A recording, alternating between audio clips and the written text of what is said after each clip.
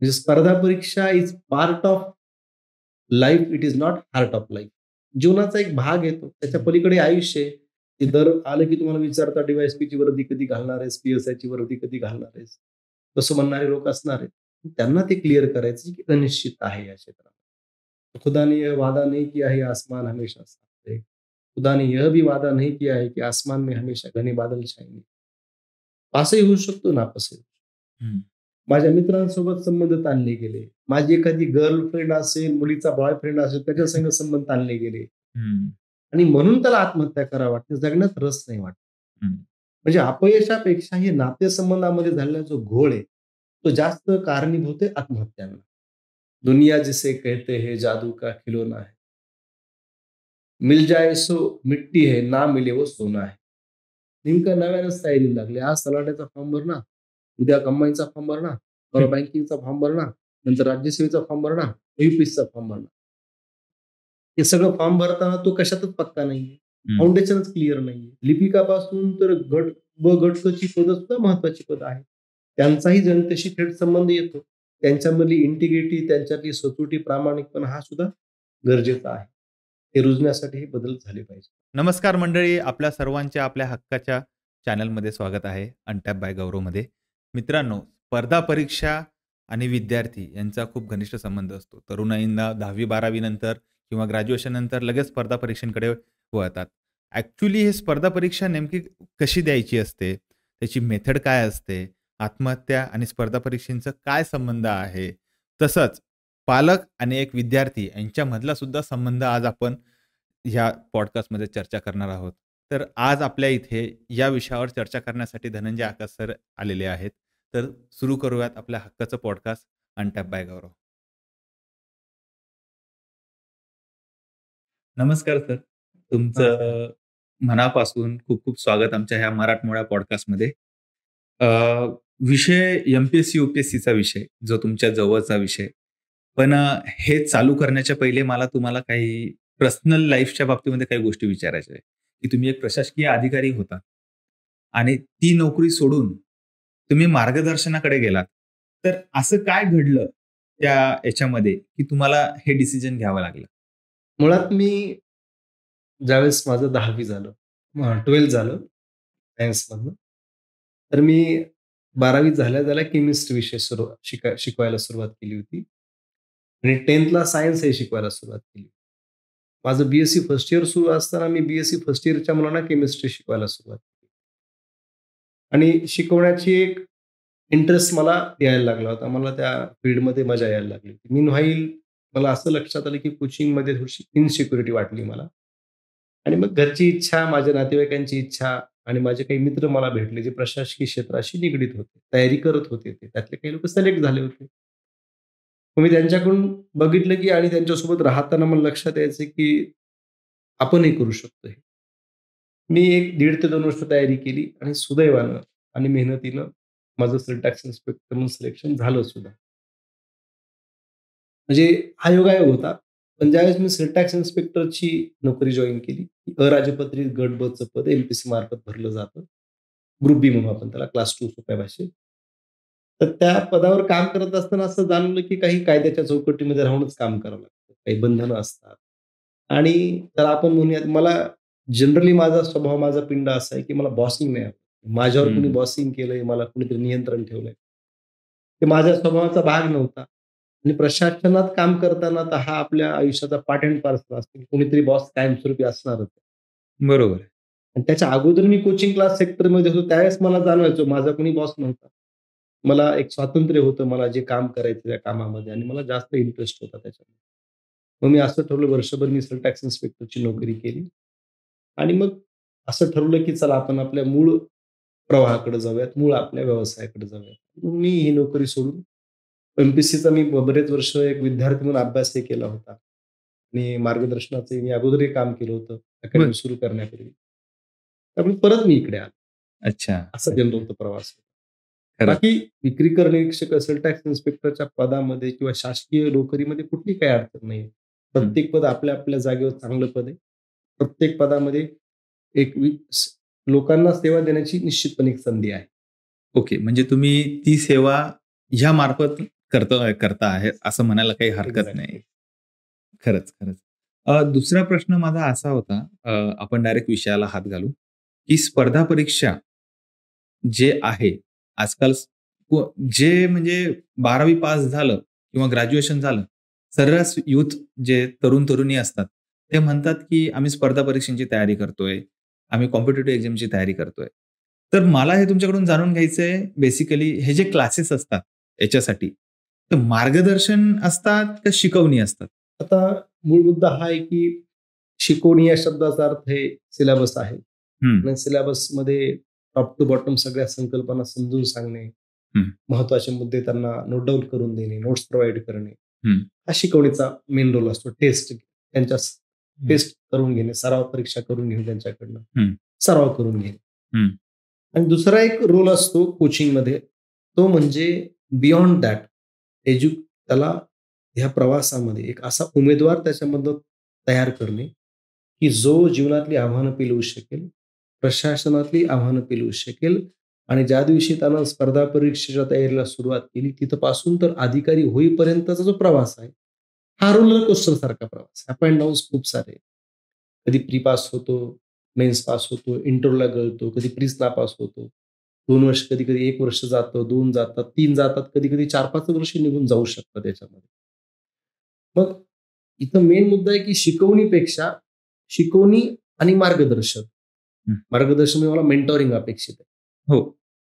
हे जर आपण केलं, तर हं, ते मुलांसाठी जास्त फायद्याचं. आणि याच्यामध्ये शिकवणीच्या पलीकडे जाऊन मार्गदर्शनामध्ये हे पण असावं, की ओव्हरऑल एक कॅरेक्टर कसं बिल्ड करायचं. हं, कारण तुम्ही प्रशासनात लिपिक व्हा, की आय-ए-एस व्हा. काही क्वालिटी अपेक्षितच आहे.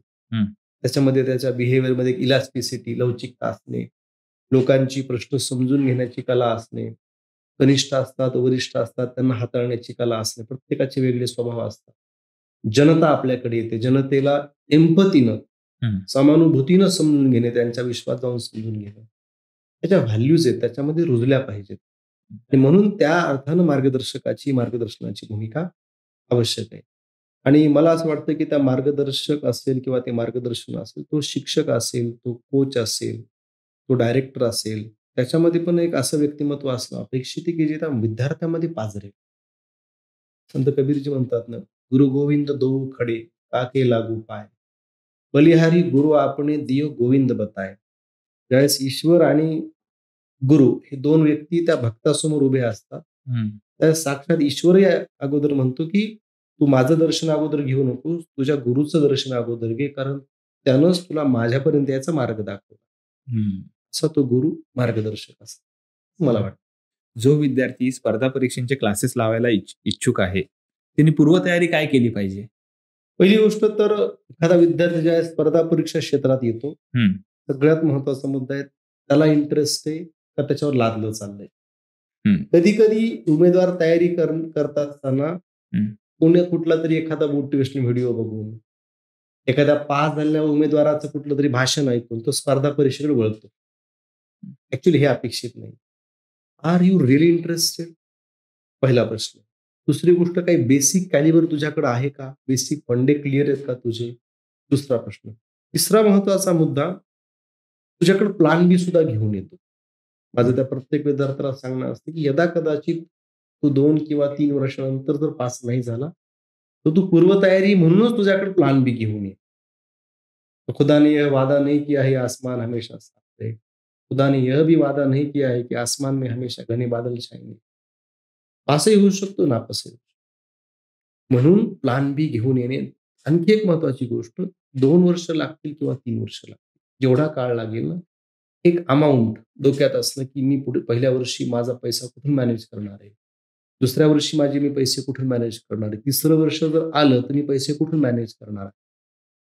तो एक महत्त्वाचा फॅक्टर आहे. आणि शेवटचा आणखी एक महत्त्वाचा फॅक्टर, तयारी करताना पूर्वतयारी म्हणून आई-वडिलांसोबत प्रॉपर संवाद असावा. बरं. त्यांनाही क्लिअर करावं, की हे स्पर्धेचं क्षेत्र आहे. हं, 1 वर्षातही होऊ शकतं, 3 वर्ष, 4 वर्षही जाऊ शकतात. शेवटी स्पर्धा आहे ही. त्याच्यामध्ये अनिश्चितता ही गोष्ट आई-वडिलांना क्लिअर केली पाहिजे. हं. तर गावाकडे माहोल वेगळाच असतो. ते दर आलं, की तुम्हाला विचारतात, डी-वाय-एस-पीची वर्दी कधी घालणार आहेस? पी-एस-आयची वर्दी कधी घालणार आहेस? तसं म्हणणारे लोक असणार आहेत. त्यांना ते क्लिअर करायचं की अनिश्चित आहे या क्षेत्रात. स्पर्धा आहे. आता यालाच लागून माझा पुढचा प्रश्न, की एक विद्यार्थी कोणतीही जशी तुम्ही आता म्हटलात, जशी कोणतीही भरती निघाली, कोणत्याही जागा निघाल्या, तर तो फॉर्म भरत राहतो. म्हणजे ते कधी-कधी असं होतं, की 10-10, 15-15 एक सोबतच फॉर्म भरले जातात. तर माझा पुढचा प्रश्न तुम्हाला असा आहे, की एकाच पोस्टसाठी किंवा एक म्हणजे राज्यसेवा म्हटलं तर फक्त राज्यसेवाच. हे लक्ष घेऊन कधी पण एक सिंगल किंवा एक ओरिएंटेड गोल घेऊन चालणं कधी पण चांगलं, की 10 गोष्टींवर पाय ठेवणं चांगलं? चांगला प्रश्न आहे. अलीकडच्या काळामध्ये मुलांसमोर हा मोठा डायलेमा आहे. हां. खूप साऱ्या जागा मागच्या 2022 पासून निघतायत. वेगवेगळ्या डिपार्टमेंटच्या जागा निघतायत. मग विद्यार्थी कन्फ्यूज आहे काय केलं पाहिजे. तर माझा पहिला महत्त्वाचा मुद्दा आहे, की कोणताही स्पर्धा परीक्षेचा उमेदवार आहे जो नव्यानं आला आहे या क्षेत्रात. हं. त्या लोकांच्या बाबतीत पहिलं 1 ते 2 वर्ष काही बेसिक विषय स्ट्रॉंग करून ठेवायचे. राज्यसेवा असेल, कंबाईन असेल, यू-पी-एस-सी असेल सगळ्यांसाठीच. जसं लँग्वेज, मराठी ग्रामर, व्होकॅब, इंग्रजी grammar, vocab, history, polity, economics, general mental ability, arithmetic, geography हं. आणि सायन्स, हं. Including current affairs. हे 6 ते 7 विषय. हे सगळ्याच परीक्षांना कॉमन आहेत. 1 ते दीड वर्ष या विषयाच्या बेसिक संकल्पना खूप स्ट्रॉंग करायच्या. हं. हे बेसिक्स चांगले झाले, की तो कुठल्याही परीक्षेचा फॉर्म तर भरू शकतो. तर आता हे ज्या सरळ सेवा आहेत, कंबाईनच्या परीक्षा आहेत, राज्यसेवेचा पूर्वचा पेपर आहे, याच्यामध्ये काही विषय तर कॉमन आहे. आता जे मी तुम्हाला सांगितले. त्या विषयाचा जर कॉमन 1 ते दीड वर्ष अभ्यास केला, तर मुलाला तिथून पुढच्या काळामध्ये कोणत्याही परीक्षेचा फॉर्म भरला तर अडचण येणार नाही. अच्छा. हां, म्हणजे त्यानं मल्टी गोल सुद्धा राहू शकतो. हं. पण केव्हा 1 ते 2 वर्ष त्यानं कंपल्सरी फाउंडेशन चांगलं करा. ओके. ही अट आहे. नाहीतर काय होतं मुलांची सगळ्यात गंभीर चूक मुलं मुलं काय करतायत, नेमका नव्यानंच तयारीला लागले. आज तलाठ्याचा फॉर्म भरणार, उद्या कंबाईनचा फॉर्म भरणार, परवा बँकिंगचा फॉर्म भरणार, नंतर राज्यसेवेचा फॉर्म भरणार, यू-पी-एस-सीचा फॉर्म भरणार. हे सगळं फॉर्म भरताना तो कशातच पक्का नाहीये. हं. फाउंडेशनच क्लिअर नाहीये. तर या सगळ्या परीक्षांना कॉमन असणारे जे विषय जे आता मी तुम्हाला सांगितले, ते विषय अगोदर स्ट्रॉंग कर 1 ते दीड वर्षाच्या फाउंडेशनमध्ये. आणि यासाठी मार्गदर्शनाची त्याला निश्चितपणे गरज पडू शकते. ओके. जसं तुम्ही आता फाउंडेशन म्हटलात, की फाउंडेशन स्ट्रॉंग पाहिजे. तर याच्यावरून एक प्रश्न माझा असा आहे तुम्हाला, की स्पर्धा परीक्षेच्या तयारीला लागायचं खरं वय काय? म्हणजे तयारी कधीपासून सुरुवात केली पाहिजे, जेव्हा आपल्याला स्पर्धा परीक्षेमध्ये यश येतं, असं काही आहे? 20 वर्षापूर्वीचा कालावधी पाहिला तर ग्रॅज्युएशन झाल्यानंतर मुलं तयारीला लागायची. हां. मागच्या 10 वर्षापासून ट्रेंड पाहिला, हं. तर 10 वर्षामध्ये हं. 12वी झाल्यानंतर मुलं तयारीला लागायची. मागच्या काही काळात असं बघायला मिळते, की 10वी झाल्यापासूनच मुलं विचार करायला लागले, की आता आपण स्पर्धा परीक्षेकडे वळलं पाहिजे. हं. म्हणजे स्पर्धा परीक्षेकडे म्हणूनच नाही, मला जे काही करियर करायचंय त्याचं अवेअरनेस मुलांमध्ये फार 9वी-10वी पासून यायला लागलं. कदाचित पालक अवेअर झाले आहेत. हं. वेगवेगळे मार्गदर्शक अवेलेबल झालेत, अकॅडमी अवेलेबल झाल्यात, काउन्सिलिंग सेंटर आले. हं. त्यामुळे स्पर्धा परीक्षेची तयारी करण्याचं वय आता 10वी पासूनच झालंय. बरं. पण याचा अर्थ असा नाही, की ज्या मुलांचं आता ग्रॅज्युएशन झालंय, हं. पी-जी झालंय त्यांनी करूच नाही. करूच स्पर्धा नाही. परीक्षेला वय असं काहीच नाही. वयापेक्षा मला असं माझं मत आहे इच्छा तुमची. इच्छा तुमची. 2 ते 3 अटेम्प्ट देण्याची इच्छा आहे का? हा महत्त्वाचा क्रायटेरिया आहे. हं. त्याच्यामुळे वय हा निकष फारसा महत्त्वाचा मला वाटत नाही. आदर्श वय विचारलं तर 12वी नंतर फर्स्ट इयरपासून करावं. पण ॲक्चुअली असं काही वय वगैरे आपल्याला सांगणं योग्य नाही. पुढचा प्रश्न असा होता सर, की जॉब करता सुद्धा स्पर्धा परीक्षांची तयारी होऊ शकते का? शुअर होऊ शकते ना तयारी.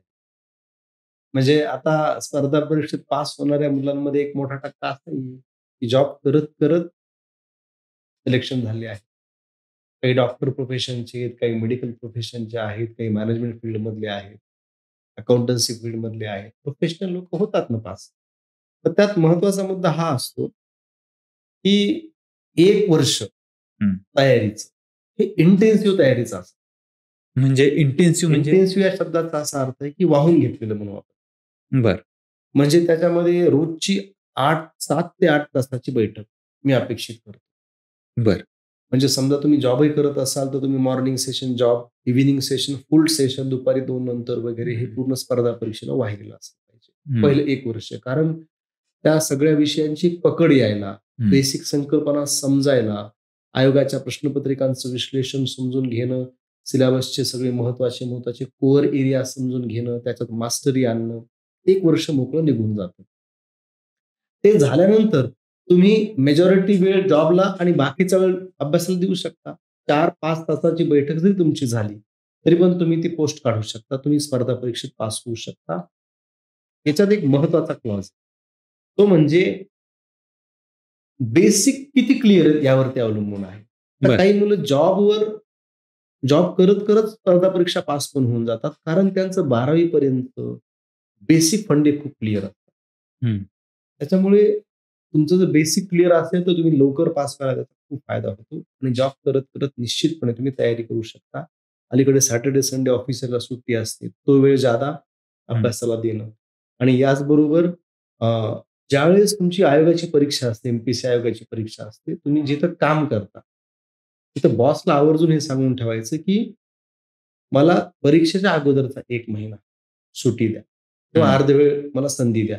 कारण परीक्षेच्या अगोदरचा जो 1 महिना असतो ना, जॉब करणाऱ्या लोकांसाठी फार महत्त्वाचा असतो. किंबहुना सगळ्या स्पर्धा परीक्षेच्या मुलांसाठी शेवटचा 1 महिना फार महत्त्वाचा असतो. कारण त्या वेळेमध्ये प्रत्येक विषयाचे किमान 1 ते 2 रिव्हिजन होणं, त्या लेव्हलच्या सराव परीक्षा होणं, हे फार गरजेचं असतं.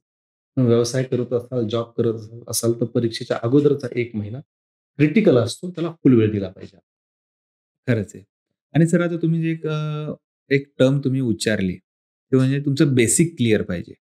मग बेसिकमध्ये कसला-कसला समावेश येतो? म्हणजे कोणकोणत्या विषयांचा समावेश येतो? बेसिकमध्ये जसं मी मगाशी काही विषयांचा उल्लेख केला, जसं कॉन्सेप्च्युअल विषय सायन्स आहे, हां.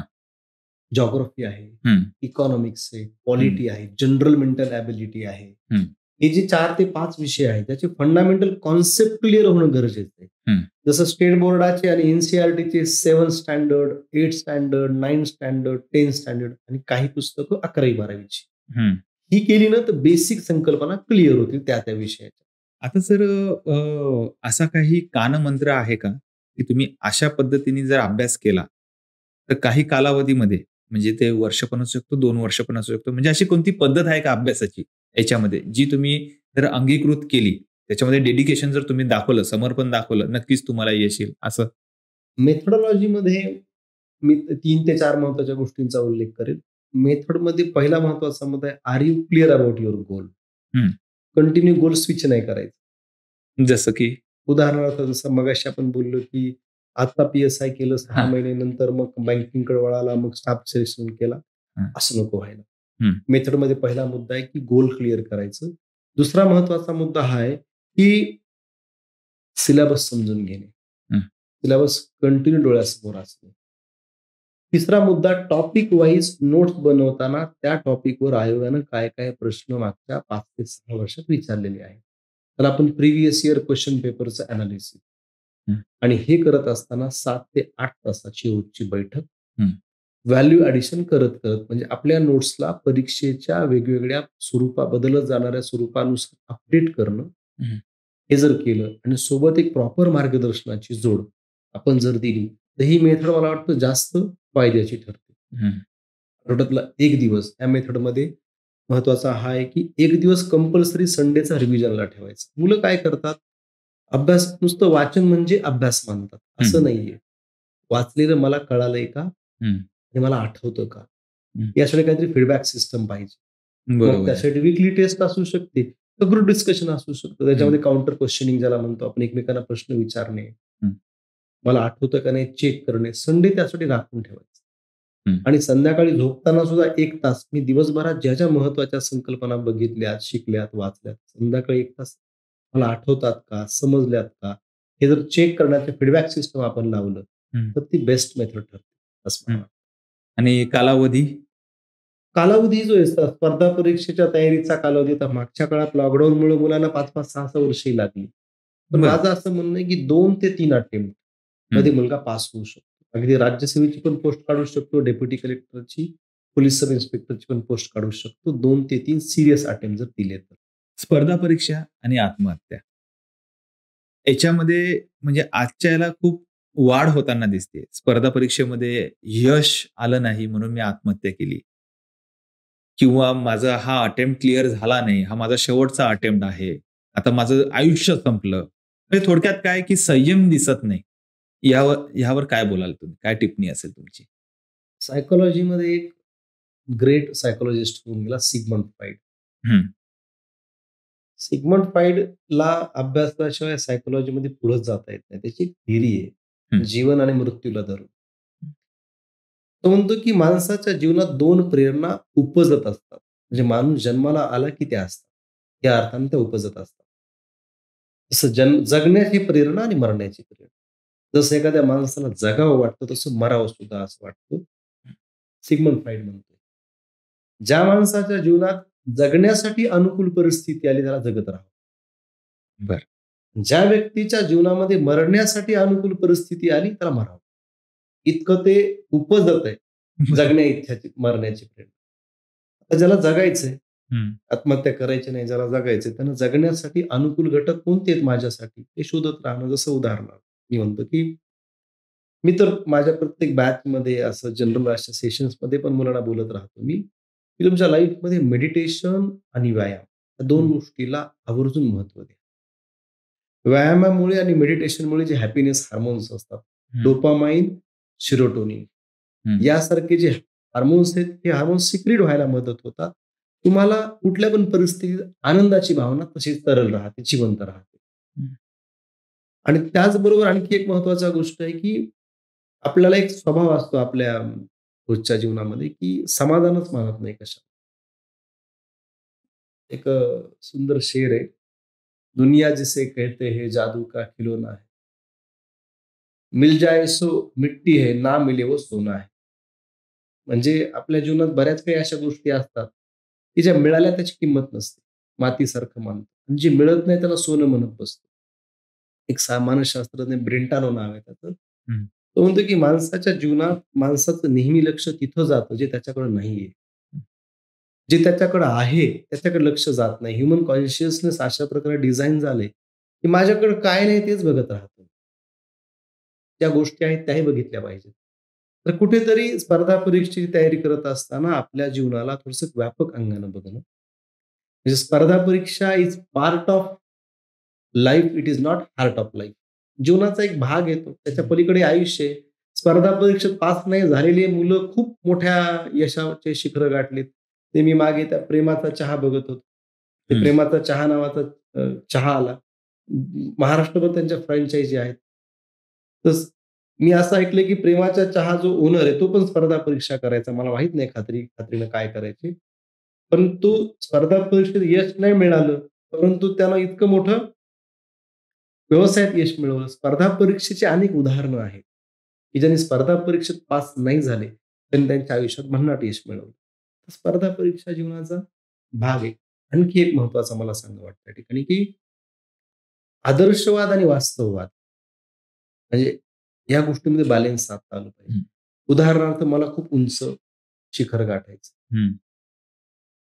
वास्तवात वेगळा आहे, की माझा त्या तुलनेत अभ्यास नाही, माझा आयक्यूच नाही डेव्हलप झालेला. माझे ध्येय खूप उंच आहे. बरोबर आहे. हा झाला आदर्शवाद आणि हा झाला वास्तववाद. हं. मोठा गॅप आहे.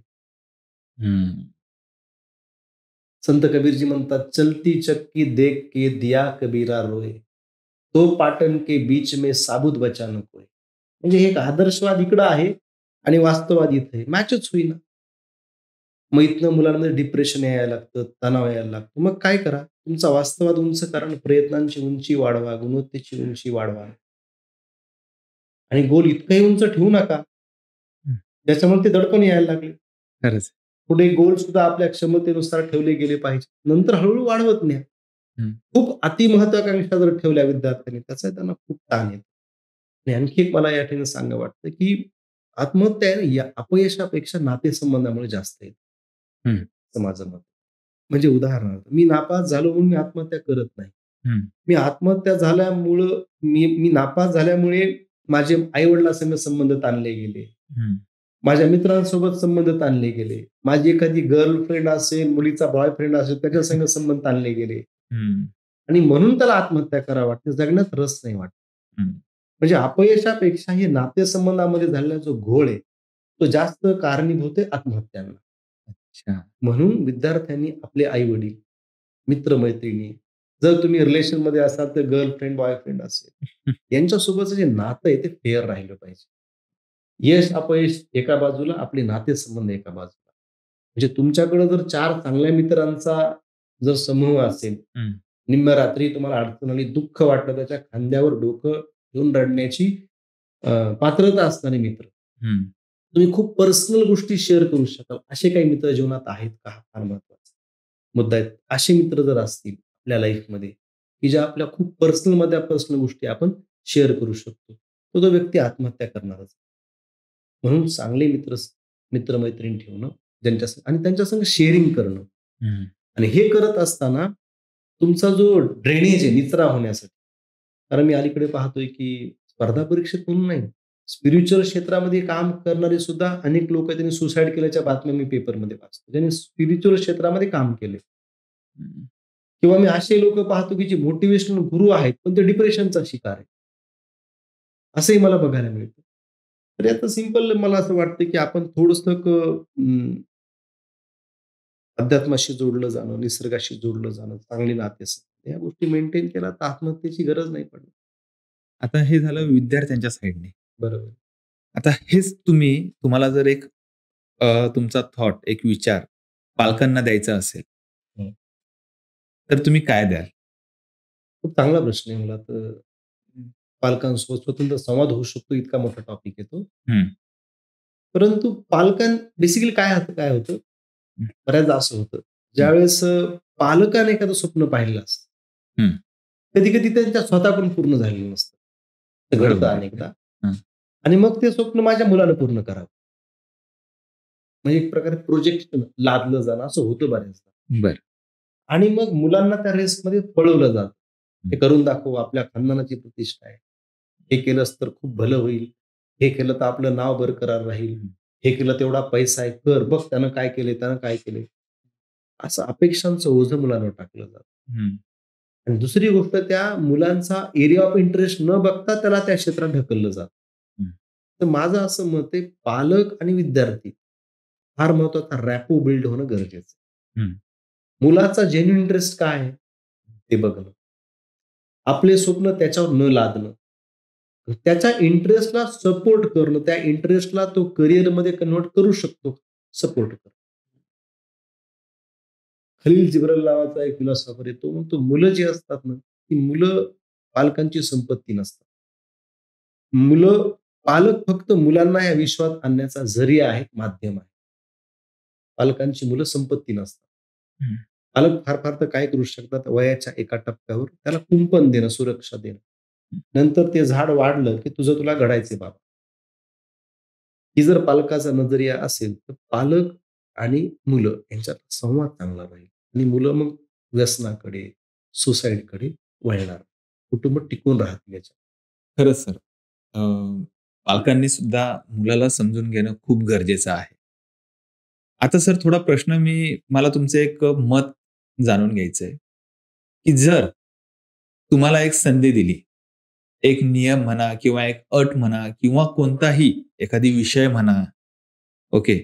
जर तो ॲड ऑन करायचा झाला किंवा काढायचा झाला, त्या स्पर्धा परीक्षेमधला, आज एवढ्या वर्षांपासून तुम्ही याच्यामध्ये आहात, या क्षेत्रामध्ये आहात, मार्गदर्शनाच्या क्षेत्रामध्ये आहात. तर असा एक घटक असेल, तुम्ही ते त्या स्पर्धा परीक्षेच्या याच्यातून काढून टाकाल किंवा त्याच्यामध्ये ॲड कराल? म्हणजे इथं महत्वाचा मुद्दा हा आहे, की स्पर्धा परीक्षा विषयांमध्ये सध्या जे विषय आहेत का, ठीक आहे, मुलांची एक आयक्यू तपासला जातो, एक ॲप्टिट्यूड तपासणी होते. हं, हं. त्या अभिक्षमतेची तपासणी होते याच्यामध्ये.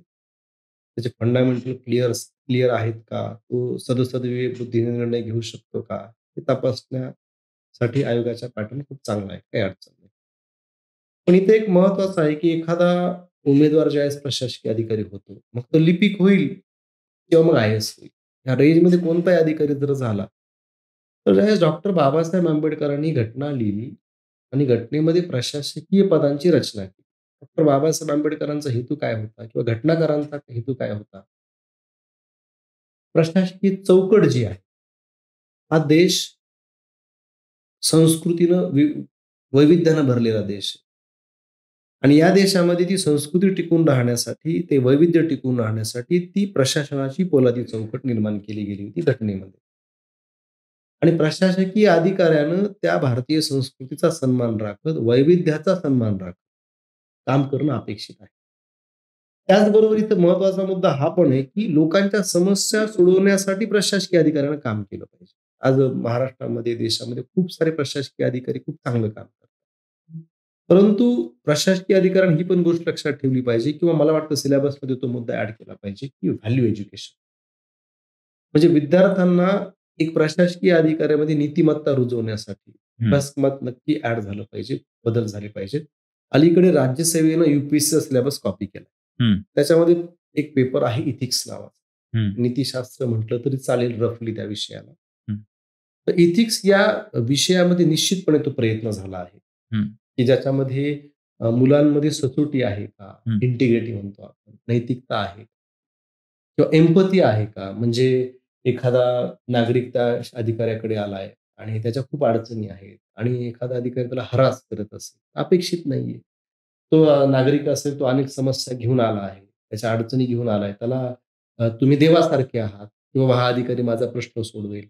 मग त्या अधिकाऱ्यानं त्या नागरिकाच्या विश्वात जाऊन त्याला एम्पॅथी म्हणतो. समानुभूतीतून त्याला बघणं हे अपेक्षित आहे. मग हे येण्यासाठी आपल्या अभ्यासक्रमामध्ये शालेय अभ्यासक्रम असेल, हं. कॉलेजचा अभ्यासक्रम असेल किंवा स्पर्धा परीक्षेचा अभ्यासक्रम असेल. त्या अभ्यासक्रमामध्ये असे काही विषय टाकणं गरजेचं आहे. कंबाईनच्या परीक्षांमध्ये सुद्धा. जसं इथिक्स हा बरोबर. विषय राज्यसेवेला किंवा यू-पी-एससीला ॲड झालाय. हं. तसं कंबाईनच्या परीक्षांना पण टाकला गेला पाहिजे. कारण लिपिकापासून तर गट ब गट क ची पदं सुद्धा महत्त्वाची पदं आहेत. त्यांचाही जनतेशी थेट संबंध येतो. त्यांच्यामधली इंटिग्रिटी, त्यांच्यातली सचोटी, प्रामाणिकपणा हा सुद्धा गरजेचा आहे. हे रुजण्यासाठी हे बदल झाले पाहिजेत असं मला वाटतं. खरंच सर. म्हणजे याच्याने नक्कीच खूप फायदा होईल. जर एथिक्स जर शालेय जीवनापासूनच त्या विद्यार्थ्यांना त्याचं ज्ञान म्हणू शकतो किंवा त्या गोष्टींची जाणीव जर असेल, तर खरंच तो चांगला नागरिक बनू शकतो. स्पर्धा परीक्षा आणि सर्वसामान्य जीवन ओके. सजान नागरिक बनायला मदत करतो का? स्पर्धा परीक्षा सजान नागरिक बनायला मदत करू शकतो का? निश्चितपणे. मुळात समजा तुम्ही यू-पी-एस-सी आणि राज्यसेवेविषयी बोलतो मी. हं, या परीक्षांचा अभ्यासच अशा प्रकारे डिझाइन झालेला आहे. जी 2025 पासून राज्यसेवा होणार आहे आणि 2012-13 पासूनच यू-पी-एस-सीचा सिलेबस आलाय. तर हा सिलेबस असा आहे, की तो एका सामान्य व्यक्तीला एका असामान्य व्यक्तीमध्ये निश्चितपणे रूपांतरित करतो. ज्यावेळेस तुम्ही स्पर्धा परीक्षेची तयारी करता, तर तुमच्यात कन्सायन्स येतो, सतसत विवेकबुद्धी. काय चांगलं आहे माझ्यासाठी, काय वाईट आहे कळायला लागतं. आपलं समाजाप्रतीचा अवेअरनेस वाढतो. समाजात काय चाललंय, काय ट्रेंड आहेत. आपला इतिहास कळतो, गौरवशाली इतिहास कळतो.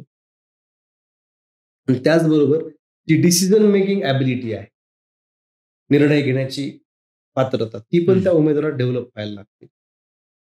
स्पर्धा परीक्षेमध्ये तो चौफेर होतो. व्हर्साटाईल म्हणजे सगळ्या जवळपास 15-16 विषयाचा त्याला अभ्यास करावा लागत असल्यामुळे त्याचं नेचर व्हर्साटाईल बनतं. तो वेगवेगळ्या क्षेत्राची माहिती त्याला असल्यामुळे तो कुठेही टाकला, हं. तरी त्याला त्या क्षेत्राचं ज्ञान नक्कीच असतं. आणि त्याच्यानंतर त्या हार्डवर्कची सवय लागते. चांगलं संवाद कौशल्य डेव्हलप व्हायला मदत होते. कारण डाटा येतो त्याच्याकडे, नॉलेज भरपूर येतं.